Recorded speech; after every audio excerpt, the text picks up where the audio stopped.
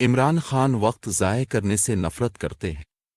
میدان میں اور باہر وہ پچھلے کچھ سالوں سے تیز رفتاری سے رہ رہا ہے۔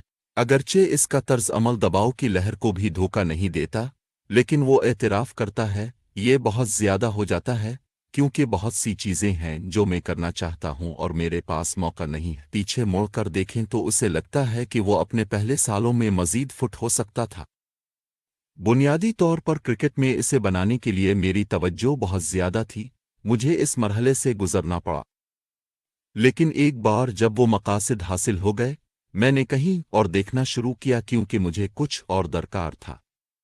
میں نے روح کو مطمئن کرنے کے دوسرے طریقوں کی تلاش شروع کر دی۔ 2 سال سے کچھ زیادہ عرصہ پہلے انہوں نے اپنے آباء و اجداد کے شیر دریائے سندھ سے ایک سفر طے کیا اور اپنی کافی آواز کا استعمال کرتے ہوئے اپنی حکومت کو مشورہ دیا کہ پاکستان کے بھرپور تاریخی ورثے اور اس کی غائب ہونے والی جنگلی حیات کے تحفظ پر زیادہ توجہ دی جائے۔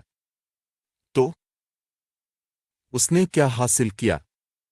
کچھ نہیں، وہ کہتے ہیں یہ خراب ہو رہا ہے۔ وہ پسماندہ لوگوں اور اپنی پاکستانی حکومت کی حالت زار پر تنقید کرتے ہیں۔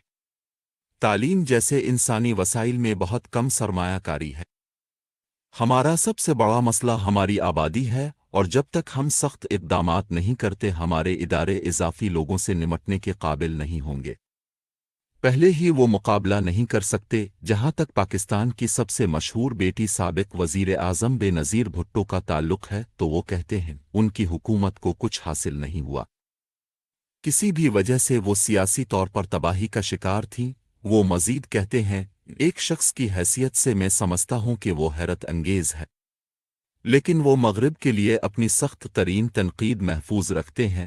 جس طرح وہ اسلامی معاملات کے ساتھ برتاؤ کرتا ہے، تفہیم میں بہت بڑی خلیج پر۔ ان کا کہنا ہے کہ اس سارے معاملے پر مغرب میں ایک مکروفوبیا ہے اور اس دراڑ کو دور کرنا ہوگا۔ محترمہ بھٹو نے مسلم دنیا سے حالیہ خطاب کرتے ہوئے کہا کہ ان کو درپیش سب سے بڑا چیلنج موجودہ صدی میں رہنے یا بنیاد پرستی کی سڑک کا انتخاب کرنے کے درمیان انتخاب ہے۔ اسی نقطے پر عمران خان سب سے زیادہ اختلاف کرتے ہیں۔ بنیادی مسئلہ بنیاد پرستی کا نہیں ہے، مسئلہ یہ ہے کہ مغرب میں اسلام کو کس نظر سے دیکھا جاتا ہے۔ یہ سب سے بڑا مسئلہ ہے، چونکہ اب جانتے ہیں کہ صلیبی جنگوں کے بعد سے یہ خوف اسلام اسلامی ثقافت کو سمجھنے کی کوشش کیے بغیر ہوا، یہ نفرت بڑھتی گئی۔ ان کا خیال ہے کہ خوف اور جہالت کا یہ مرکب دونوں جہانوں کے درمیان کسی حقیقی مکالمے افہام و تفہیم کو دبا رہا ہے۔ مغربی ذرائع ابلاغ مجموعی طور پر اسلام کو اس پسماندہ مذہب کے طور پر رنگتے ہیں۔ جب بھی اسلام کی کوئی خبر دکھائی جاتی ہے تو پردہ پوش عورتوں کی یہ تصاویر ہوتی ہے۔ میں محسوس کرتا ہوں کہ اسلام سب سے زیادہ آزاد ہونے والے مذاہب میں سے ایک ہے۔ ہمیں مذہب کا مطالعہ کرنے کی ضرورت ہے کیونکہ یہ بہت ترقی پسند ہے۔ یہ سب اس بات پر منحصر ہے کہ آپ اس کی تشریح کیسے کرتے ہیں۔ افسوس کی بات یہ ہے کہ بعض اوقات یہ ان لوگوں کے ہاتھ میں آ جاتا ہے جن کے پاس یہ سمجھنے کا ذہن یا ترقی نہیں ہوتی کہ اسلام اس طرح نہیں ہے جیسا کہ 1400 سال پہلے عمل کیا گیا تھا۔ میرا مطلب ہے کہ انہیں ہر چیز کو لفظی طور پر لینے کی ضرورت نہیں ہے۔ مثال کے طور پر سعودی عرب میں وہ وضاحت کرتے ہیں کہ جہاں خواتین کو گاڑی چلانے کی اجازت نہیں ہے، اس کا مطلب یہ نہیں ہے کہ اسلام ایسا کہتا ہے۔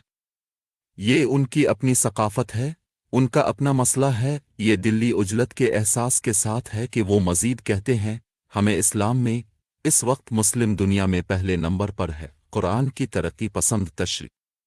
2 ہمیں بہتر عوامی تعلقات کی ضرورت ہے تاکہ مغرب کے لوگ سمجھ سکیں کہ اسلام کیا ہے۔ یہ ڈرنے کی چیز نہیں ہے۔ خلیجی جنگ کو وہ بے سود اور غیر اخلاقی سمجھتا ہے۔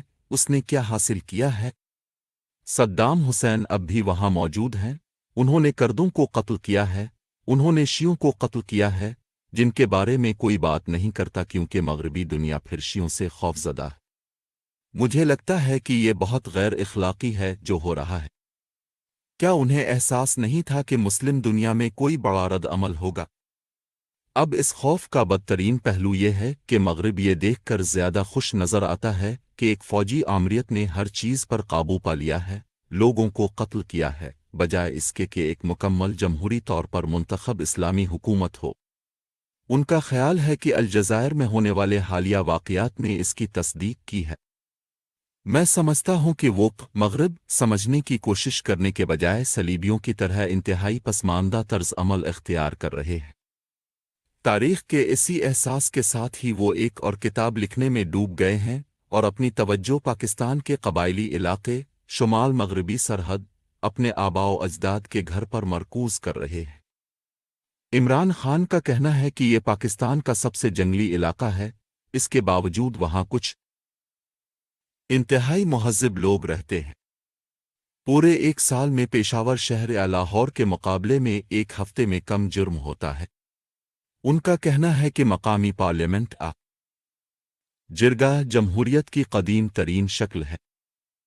ہر آدمی کا ووٹ ہوتا ہے اور سردار جیسی کوئی چیز نہیں ہوتی۔ ایک آدمی معاشرے میں عزت حاصل کر سکتا ہے اور اپنی ساکھ کے نتیجے میں زیادہ بات کر سکتا ہے، لیکن اس کا مطلب یہ نہیں ہے کہ اس کا بیٹا سردار بن جائے گا۔ آپ کو واقعی وہاں عزت حاصل کرنی ہوگی۔ یہ ایک عظیم نظام ہے۔ ورلڈ کپ کے بعد وہ اس کتاب کو ختم کرنے اور اپنے اسپتال کے منصوبے پر کام کرنے کے لیے واپس آئیں گے، جس میں میرا سارا وقت لگ رہا ہے۔ 2 سال میں وہ لاہور کے نواں میں ایک غیر منافع بخش کینسر اسپتال کی تعمیر کے لیے $6 ملین جمع کرنے میں کامیاب رہے ہیں۔ اس بیماری کی وجہ سے انتقال کرنے والی اپنی والدہ کے نام وقف یہ پاکستان کا واحد ایسا اسپتال ہوگا۔ کم مراعات یافتہ افراد کے لیے کچھ کرنے کا ان کا عہد، جو ابتدائی طور پر ان کی والدہ کی موت کی وجہ سے ہوا تھا، کچھ بڑا ہو گیا ہے۔ وہ تسلیم کرتے ہیں کہ یہ اس سے بھی بڑا موڑ بن گیا ہے جتنا انہوں نے پہلے سوچا تھا۔ درد سے نمٹنا ہی اب کو اندر کی طرف دیکھنے، سوالات پوچھنے پر مجبور کرتا ہے، اور اب جانتے ہیں، میں سمجھتا ہوں کہ آپ اس سے کچھ سیکھتے ہیں۔ وہ نرمی کے لہجے میں احتیاط سے مزید کہتا ہے، اگر تم خوش قسمت ہو